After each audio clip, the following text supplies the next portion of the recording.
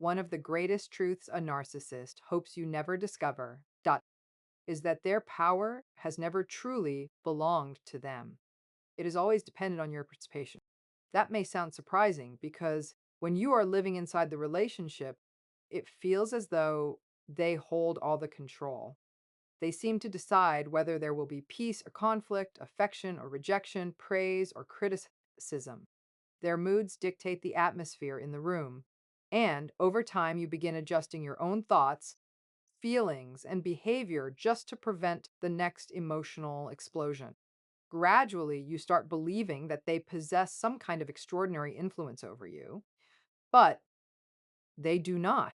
What they possess is access to your emotional responses, and they rely on that access more than you realize. Blance, every manipulation they use is designed to keep you emotionally engaged. Whether they flatter you, criticize you, ignore you, or provoke you, the objective remains remarkably consistent. They need you thinking about them, explaining yourself to them, defending your intentions, questioning your own reality, or desperately trying to regain the version of the relationship that existed in the beginning. As long as your emotional energy remains focused on them, they continue occupying the center of your psychological world. That is where their sense of control comes from. Trumlinja. This is why you may notice that even negative attention seems to satisfy them. Most healthy relationships seek connection through trust, respect, and mutual understanding. A narcissistic relationship often survives through emotional intensity instead. Arguments, tears, confusion, guilt, and endless attempts to fix misunderstandings all become forms of engagement. From the outside, it may look exhausting, but from the narcissist's perspective, every emotional reaction reassures them that they still matter, that they can still influence your emotional state. Um, Manda, many people make the understandable mistake of believing they must somehow win the final argument, expose every lie, or force the narcissist to acknowledge the harm they caused. But notice what happens when you stay trapped in that cycle.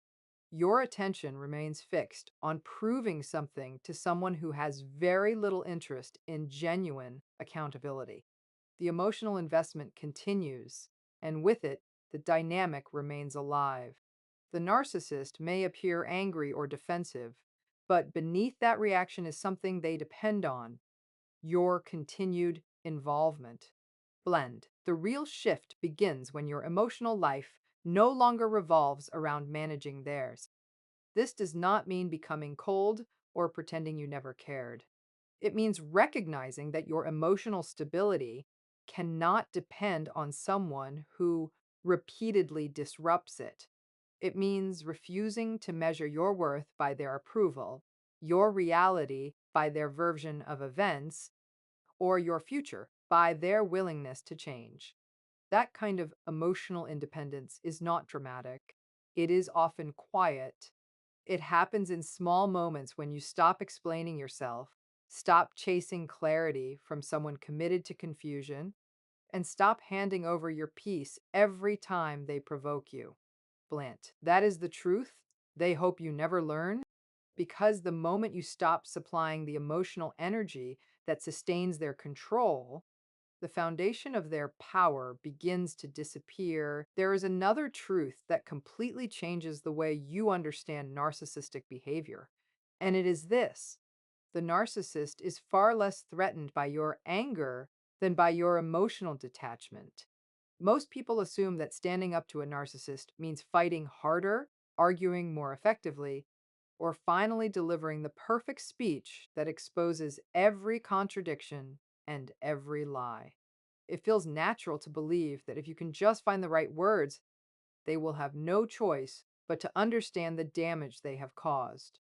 But that expectation keeps you playing a game whose rules were never designed for fairness. The narcissist is often very comfortable with conflict because conflict still keeps you emotionally connected to them.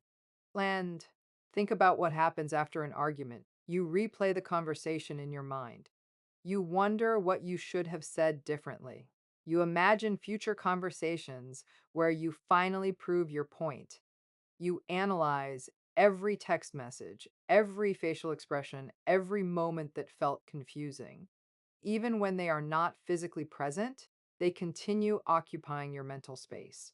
That ongoing emotional investment is exactly what allows the relationship to continue affecting you long after the interaction has ended. The narcissist does not necessarily need your affection if they can still command your attention. Belendia. This is why many narcissists seem strangely energized by confrontation. They may deny reality, twist facts, shift blame, or provoke emotional reactions that leave you frustrated and exhausted. It is not always because they believe what they are saying. Often, it is because they understand that if they can keep you defending yourself, they are still influencing your emotional world. Every attempt to justify yourself, every effort to convince them of the truth, every desperate search for fairness keeps the psychological connection intact. Emotional detachment is entirely different. It is not silence used as punishment. It is not pretending that the abuse never happened. It is not suppressing your emotions until they eventually overwhelm you. Emotional detachment is the quiet realization that your peace no longer depends on whether they agree with you, apologize to you, or finally acknowledge reality. You stop looking to them for validation because you understand they are incapable of giving it in a healthy and consistent way. Um, Instead of asking, how do I make them understand me? You begin asking, why am I expecting understanding from someone who repeatedly shows me they do not value it? That shift changes everything. Their insults lose much of their force because you are no longer measuring yourself by their opinions. Their attempts to provoke guilt become less effective because you recognize manipulation instead of automatically accepting responsibility. Their unpredictable cycles of affection and rejection become easier to identify because you are observing the pattern rather than emotionally living inside it. They may intensify their efforts at first, sensing that something has changed. They may become more charming, more critical, more dramatic, or more desperate to pull you back into familiar patterns. But if your emotional center is no longer attached to their reactions, those tactics gradually lose the impact they once had. This is not about becoming indifferent to everyone. Healthy relationships require emotional openness, vulnerability, and genuine connection. Emotional detachment is a response to chronic manipulation, not a way of living your entire life. It is the ability to protect your emotional well being from someone who repeatedly uses your feelings as a tool for control. It allows you to respond thoughtfully instead of reacting impulsively.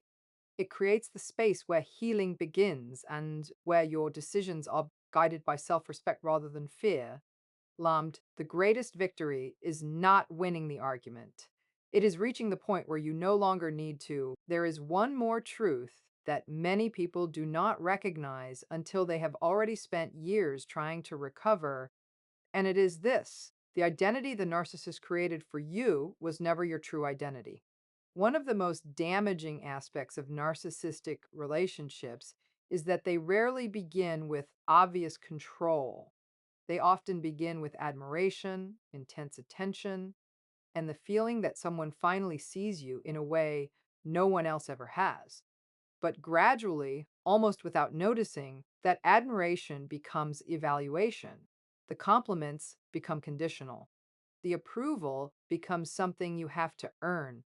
Little by little, your sense of self starts shifting away from your own values and toward their opinions. And, at first, the changes seem small. You stop wearing certain clothes because they criticize them. You become quieter because expressing your opinions always leads to an argument.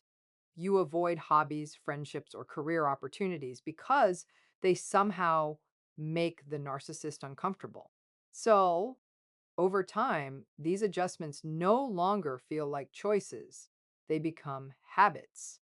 Eventually, you may reach a point where you no longer ask yourself what you want. Instead, you ask what will keep the peace, what will avoid conflict, or what will prevent another episode of blame or emotional withdrawal. Lend. This is how a false identity develops. It is not created overnight. It is built through thousands of moments where your reality is questioned, your confidence is chipped away, and your instincts are dismissed.